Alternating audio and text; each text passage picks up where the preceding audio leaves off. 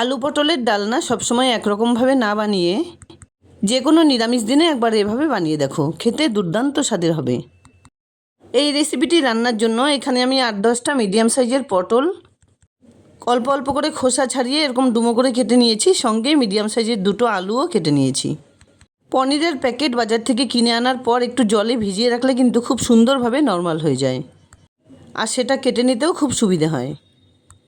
তা না হলে পনিরগুলো কিন্তু শক্ত হয়ে থাকে আর কেটে নিতে খুব অসুবিধা হয়।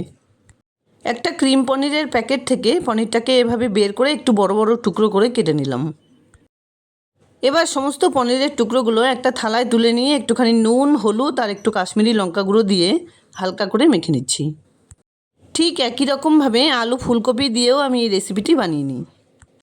কড়াইতে পরিমাণ মতো তেল খুব ভালোভাবে গরম করে পনিরের টুকরোগুলো দিয়ে দিলাম। কয়েক সেকেন্ড এভাবে নাড়াচাড়া করে পনিরগুলোকে একটু ভেজে নিচ্ছি। পনির ভেজে নেবার আগে একটুখানি নুন মশলা মেখে নিলে পনিরের টেস্ট কিন্তু খুব বেড়ে যায়। হালকা করে ভেজে নেবার পর পনিরগুলোকে তেল ছেঁকে তুলে নিচ্ছি। এবার ওই তেলে ফোড়ন হিসেবে দিয়ে দিলাম একটা তেজপাতা, 1 চা চামচ সাদা জিরে। এর সঙ্গেই কেটে রাখা আলু আর পটলগুলো মিশিয়ে দিলাম। তোমাদের হাতে সময় থাকলে অবশ্যই আলাদা আলাদা করে সবজিগুলোকে ভেজে নিতে পারো। খুব তাড়াতাড়ি যাতে রান্নাটা করে নেওয়া যায় সেজন্য আমি আলু আর পটল একসঙ্গে করে ভেজে নিচ্ছি। 2-3 মিনিট ধরে ভেজে নেবার পর দিয়ে দিলাম পরিমাণ মতো নুন, একটা বড় সাইজের টমেটো কুচি, 4-5টা চেরা কাঁচা লঙ্কা, 2 টেবিল চামচ আদা বাটা। আলু পটল ভেজে নেবার আগে কোনো মতেই কিন্তু নুন ব্যবহার করা যাবে না, তাহলে সবজিগুলো সুন্দর করে ভাজাও যাবে না আর এর থেকে জল বেরিয়ে যাবে। একটা বাটিতে 1/2 কাপ জলের সঙ্গে 1 চা চামচ করে হলুদ গুঁড়ো, জিরে গুঁড়ো, লঙ্কা গুঁড়ো, কাশ্মীরি লঙ্কা গুঁড়ো খুব ভালোভাবে গুলিয়ে নিয়েছিলাম, সেটা দিয়ে দিলাম। কিছুক্ষণ এভাবে সবজিগুলোকে কষিয়ে নেবার পর ঢেকে 2-3 মিনিট রান্না করে নিতে হবে। তারপর ঢাকনা খুলে খুব সুন্দরভাবে সবজিগুলো মজে এলে আর মশলাটা অনেকটা শুকিয়ে গেলে এভাবে একটু নাড়াচাড়া করে 2 বাটি পরিমাণ জল দিয়ে দিলাম। এই গরমে আলু, পটল, ঢেঁড়স, ঝিঙে এগুলো ছাড়া আর কী খাবে?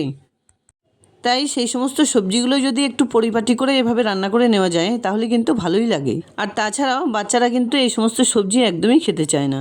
এভাবে যদি একটু পনির বা সয়াবিন মিশিয়ে রান্না করা যায় তাহলে কিন্তু খুব চেটেপুটে খেয়ে নেবে।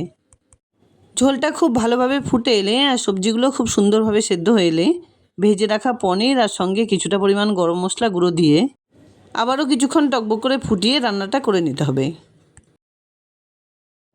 2-3 বার ঢেকে খুলে রান্না করে নেবার পর 1 চামচ পরিমাণ ময়দা মিশিয়ে দিলাম। ময়দাটা দিলে কি হবে, এই রান্নার যে গ্রেভিটা তৈরি হবে তার টেক্সচারটা কিন্তু খুব সুন্দর হবে। পটলের মধ্যে কিন্তু প্রচুর পরিমাণে জল থাকে। রান্নার আগে যদি সুন্দর করে ভেজে নেওয়া যায় তাহলে কিন্তু যে কোনোভাবেই রান্না করো পটলের তরকারি খুব ভালো লাগবে খেতে। আলু পটলের ডালনা খুব একটা ঝোলঝোলে হলে কিন্তু ভালো লাগে না, এরকম সুন্দর মাখো মাখো হলেই খেতে ভালো লাগে। আর রান্নাটাও আমার সুন্দরভাবে হয়ে গেছে। এবার এটাকে নামিয়ে নিচ্ছি। যাই হোক, যে কোনো নিরামিষ দিনে রুটি, পরোটা বা ভাত দিয়ে খাওয়ার জন্য দুর্দান্ত স্বাদের আলু, পটল আর পনিরের রান্না একদম রেডি। আশা করছি বন্ধুরা আমার এই রান্নাটা তোমাদের খুব পছন্দ হয়েছে। যদি এতটুকুও ভালো লেগে থাকে তাহলে প্লিজ ভিডিওটাকে একটা লাইক করো, শেয়ার করো ফ্যামিলি ফ্রেন্ডসদের সঙ্গে।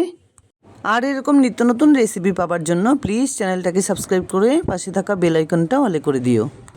দেখা হচ্ছে নতুন কোনো রেসিপি নিয়ে। ভালো থেকো, ধন্যবাদ।